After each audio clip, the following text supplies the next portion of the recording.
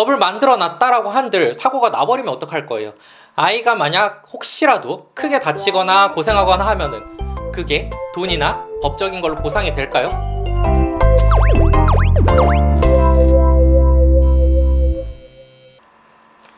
배꼽손! 안녕하세요. 말랑닥터 김영진입니다. 좋아요 꾹, 구독 꾹 눌러주시면 더 좋은 영상으로 보답할게요.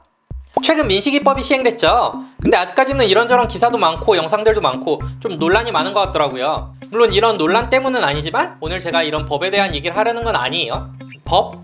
제 전문 분야가 아니라서 잘 모르기도 하고요. 제가 얘기 드리려는 거는 법 이전에 우리 아이를 위해서 소아청소년과 의사의 입장에서 엄마 아빠들에게 꼭 해드리고 싶은 얘기. 뭐냐? 건강은 예방이 제일 중요하다는 거예요. 이 민식이법이 얘기하는 스쿨존이 어딘지는 다들 아시죠? 정확한 범위까지는 모르지만 대강 초등학교, 유치원 근처잖아요. 그 근처에서 조심을 해달라는 건데 아이들이 만 나이로 5살, 6살 이쯤 되면 머리도 많이 발달하고 행동도 많이 발달해요. 혼자 스스로 뭘 하려는 행동도 많아지고 집 밖으로 나가는 활동도 많아지고 자전거를 탄다든지 킥보드를 탄다든지 예전에 비하면 확실히 할 수 있는 활동들이 많이 복잡해지거든요. 우리도 왜 게임하다가 새 스킬 딱 얻으면은 막 빨리 써보고 싶어지잖아요. 그런 것처럼 얘네도 이제 할 수 있는 게 생기니까 자꾸 그걸 해보고 싶어지는 거죠. 사실 그래서 이때가 더 위험한 시기인 거고 그래서 이런 아이들을 보호하려고 스쿨존도 만들어 둔 거고요. 그리고 유치원까지는 통학버스라도 있고 따로 등원한다고 하더라도 엄마 아빠가 데려다 주지만 얘네들이 이제 학교 들어가면 아이들끼리만 어울려 다니는 일이 생긴단 말이에요. 그 말은 때에 따라서는 아이 혼자 다니는 일이 생길 수도 있다는 거고요. 물론 얘네는 아직 흔히 말하는 육감, 식스센스 이게 많이 발달하지 않아서 혼자 다니는 건 위험할 수 있긴 한데 아무튼 하라는 말은 요 시기 때가 사고 나기 제일 좋다는 거. 그래서 아이가 확 튀어나와도 운전자가 정말 조심하면 이 사고를 막을 수 있다라는 주장에서 만들어진 게 민식이법인데 사실 손뼉도 마주쳐야지 소리가 나잖아요. 그래서 반대로 운전자가 어지간히 그지 같아도 아이가 정말 조심하면은 아이한테 일어나는 사고를 미리 예방할 수가 있어요. 혹시나 오해하시는 분이 계실까봐 저도 운전은 해요. 물론 이제 저는 아이들이 항상 예측할 수 없는 행동 패턴으로 움직인다는 걸 알기 때문에 아이들이 시야에 보이면은 조금 과하게 조심을 하는 경향은 있긴 합니다. 아무튼 법을 만들어 놨다라고 한들 사고가 나버리면 어떡할 거예요? 아이가 만약 혹시라도 크게 다치거나 고생하거나 하면은 그게 돈이나 법적인 걸로 보상이 될까요? 저는 안 된다고 봐요.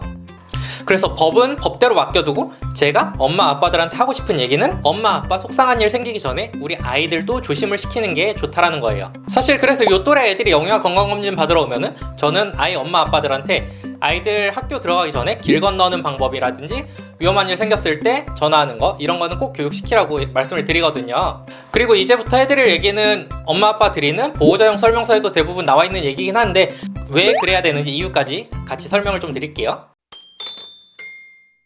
신호등은 꼭 녹색불에만 건너라고 말을 해주세요. 너무 당연한 얘기인가요? 더 당연한 얘기지만 빨간불에는 절대 건너지 말라고 해주세요. 그리고 전멸등일 때 이때는 건너지 않도록 해주세요.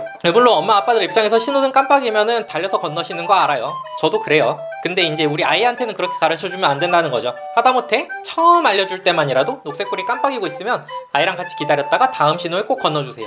얘네들은 어른보다 걸음이 느리기도 하고 길을 건너는 과정에 무슨 일이 생길지 모르거든요. 그리고 녹색등이 켜졌어도 꼭 길 건너기 전에 왼쪽, 오른쪽, 왼쪽 살피고 움직이는 차가 있다면 횡단보도로 내려가지 않게 해주세요.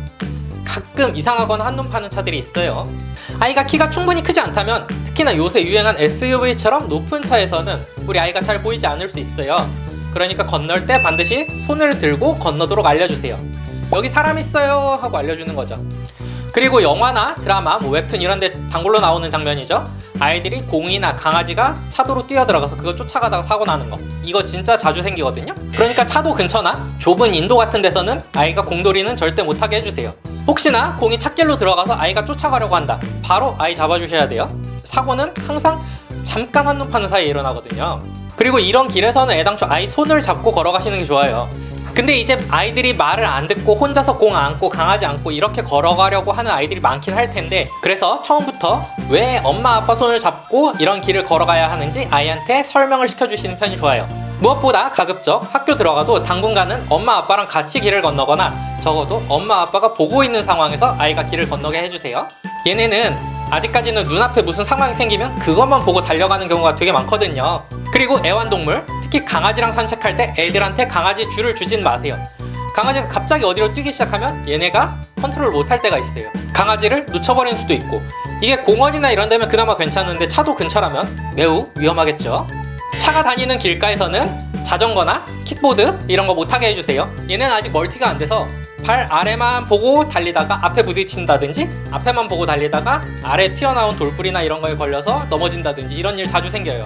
이렇게 앞에 아래 보는 것도 잘 안 되는데 얘네가 달리는 동안 좌우를 살피는 거 힘들겠죠. 그러다 보니까 차들이 언제라도 나올 수 있는 공간에서 이런 거 타는 거는 정말 위험해요.